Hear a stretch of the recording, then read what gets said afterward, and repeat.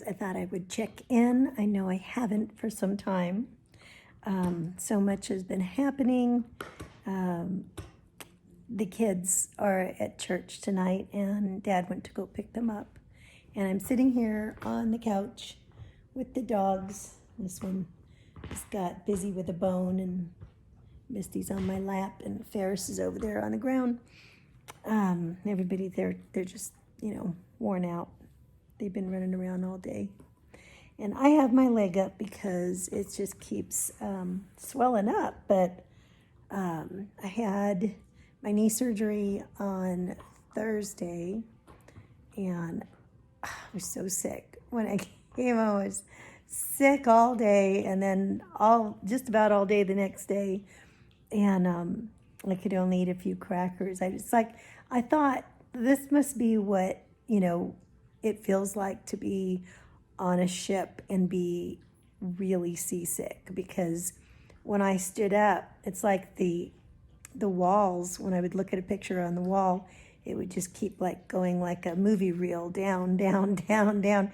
And I would get like really sick, and I felt so queasy that I'd have to be either laying down or with my, standing there, just put my head down between my legs in order to feel not sick and queasy.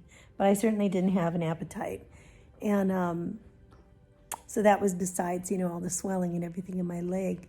But I mean, it's getting better, a lot, pretty quick. But I think all the medication is still in my body, and I still have so much swelling everywhere. I mean, I just have so much fluid built up. It just feels, I just don't feel right, I took the big bandage off of my leg today and replaced it with some smaller ones.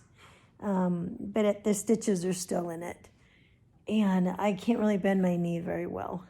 So they fixed the meniscus, and I think he had to go back behind the kneecap and shave a little bit, because he said that there was some damage that had been done over time.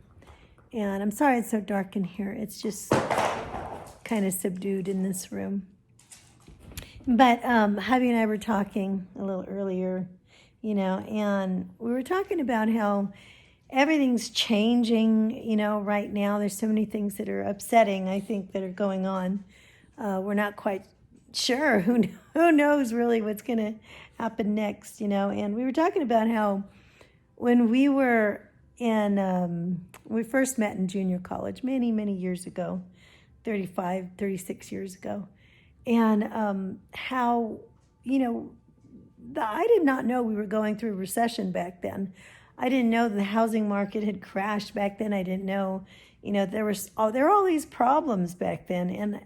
And we weren't aware of the political stuff, I guess, like we are now. Back then, we didn't really care. Our focus was on other things, and it was on each other. We wanted desperately to be together and to be alone every chance we could get. And our focus was on when we were going to share another burrito from the school cafeteria together, and when we were going to go on another date, and as we got older, other things took precedence. We got married, and then we got, we had to think about our child and, livelihood together and other things along the way.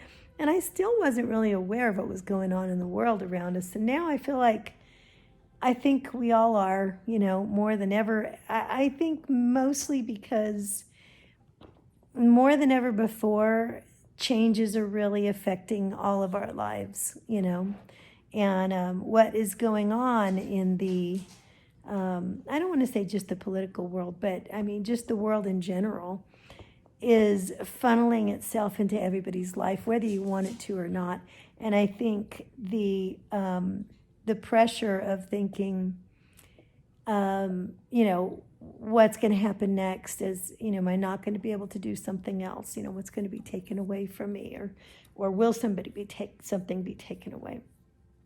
It's just, I don't know. It could hang over you, and it could really influence how your day goes and stuff. But in all of the years and all of the changes and all of the changes that we will see, I know the one constant is the Lord.